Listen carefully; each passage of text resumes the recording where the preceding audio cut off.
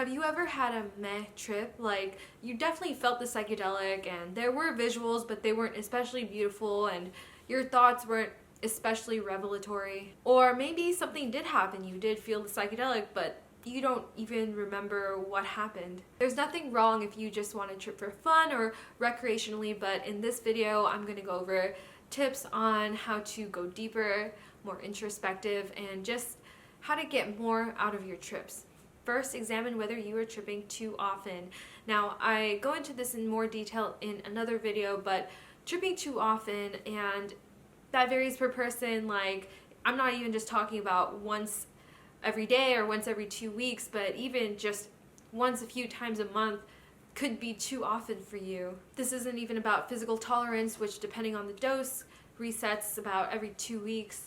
Even tripping twice a year could cause you to lose the magic, which is pretty good actually at how self-regulating psychedelics can be, which makes them harder to abuse. Because by doing psychedelics more often, that doesn't mean that you'll necessarily get the same returns every time. As for myself, for example, I usually mini dose throughout the year a few times, but then I reserve my really big trips for every 2 years, and I usually do this on New Year's Eve. And the shit I get out of one of these New Year's Eve trips is enough to satisfy me for 2 years, for sure. I think if I try to do a big trip more often than that, the psychedelics would kick my ass. So try taking a longer break before your next trip. Now, you can choose to trip spontaneously and definitely get a lot out of those trips, for sure. That's possible. For myself, though, I find it better if I commit to a date far in advance in the future. So I always have it in the back of my mind, you know, like, oh, this trip is coming up. I can make sure that I don't make a ton of plans close to the trip, for instance, like going out and drinking a lot the night before or having to go to work the next day. And this assures me that I have time for rest and reflection before and after the trip. And as the date draws closer, I might clean up my space, prepare the things that I'll need. I might up my meditation, try to eat healthier.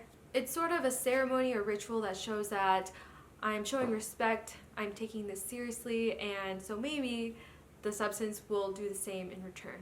Part of this is also setting intention, so do some pre-trip introspection and think about like where you are in life right now and how has it changed since your last trip, and what's going well, what are you happy with, what do you wish could be improved, and what problems might you want to think about during this trip. You can even write all this down and refer to it if you want during the trip. However, just as a disclaimer, even if you set these intentions, that does not guarantee that you will be provided clarity on all your problems during the trip, or even that you will think about specific problems that you thought you would want to think about during the trip, and that's okay. Like, you might end up thinking about something totally different, but that might actually be what you really need. I want to heal my childhood trauma. I want to get over my breakup. I want to stop being a lazy piece of shit. I want to unleash my creativity. I want to forgive myself for past mistakes.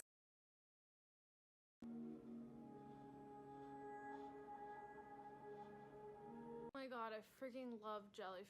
You can't necessarily force these things, but it can get you into the mindset of deliberateness. Next, you may want to consider upping your dosage. Now, I want to be very clear that having a high dosage is not a prerequisite for a deep trip and does not guarantee you a deep trip. Like, I've had some pretty deep revelations on mini doses, which I would argue have been more insightful than my ego death experience. So it's not necessarily about taking a very high dosage, but you may want to consider a dosage that is still within the realm of what you're comfortable with, but just kind of at the edge of challenging. In some ways, choosing the dosage you'll take is less about how much of the substance you're actually consuming, but more of what mindset you're choosing to go into this. Like, let's say you choose too low a dose that you know you can handle easy, you might not take it that seriously as a result. Likewise, if you think that you took way too high a dose, you might think, fuck, I took way too much, and that could translate into fear and paranoia and resistance in the trip. I'm not going to specify a range of doses that you might get the most benefit. This is highly individual, and it's really up to each person. We all have different sensitivities to these substances, so it's really up to you and where you think that is. And it's not just about your own physical tolerances, but also like where are you right now in life. So that dosage could be a mini dose, it could be a heroic dose. Just try to choose a dose that is comfortable but still a little bit challenging. Next, what you can try is tripping alone, and I also have a video that goes into more detail on this with advice, and I wouldn't recommend it for just anyone at any time. Definitely you can still get a lot out of a trip with other people, you know, talking and sharing experiences and exchanging ideas and all that. But you can go deeper within yourself without all the other distractions that other people can bring. Tread carefully with this though. Ideally you've already had experience with this substance with others around the same dosage, and your set and setting are really good because there are increased risks tripping alone as well. Next is during the trip, try to record your thoughts and feelings, and I've made this mistake before, not with the intention of showing it to others, because then you're not really tripping alone anymore and you might have this external audience in mind. Like, I've tried to vlog while tripping before and it really just takes me out of the trip and I feel like I'm not being true to myself. So you can record your trip by journaling, drawing, leaving yourself voice messages or video diary. Although I know it sucks when you're tripping and you're trying to record your thoughts and feelings and you're like, oh, I just want to be fully immersed in the trip. This is taking me out of the moment. I get that, but I find that when I do record it, I'm able to process my thoughts better. My thoughts are racing and when I'm really, really tripping hard, and so I'm trying to organize them and note them down somehow. Yeah, I just process it better, and also when I look back on the trip, I can read, because I write, journal mostly, I can read what I wrote and I remember it better. Another thing you can try is during the trip to trip in complete darkness and silence, and that means you can use an eye mask and earplugs.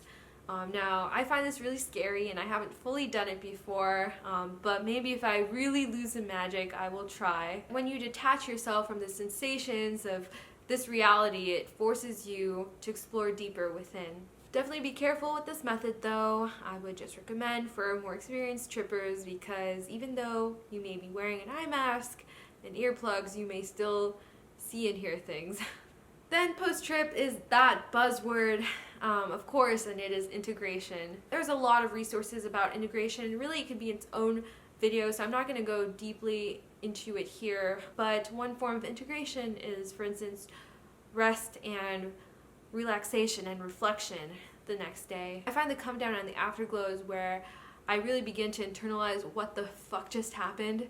You can journal this, you can talk to someone about this, preferably someone who's had experience before or at least is not judgmental. If there were any particular themes that came up, you can read and watch resources on that, which could lead to even greater insights. For instance, my last big trip, I thought a lot about art. And the afterglow of that trip lasted about a week and a half maybe, but a few days after the trip I was still afterglowing hardcore, and I went to the Met Museum and just looked at the art, and it really solidified that trip for me. Alright, well that's all I have for you today, so I hope that these strategies help you get more out of your future psychedelic trips. Bye. Oh shit. Okay. Right there. Not even blue. Blue? No. What are you doing?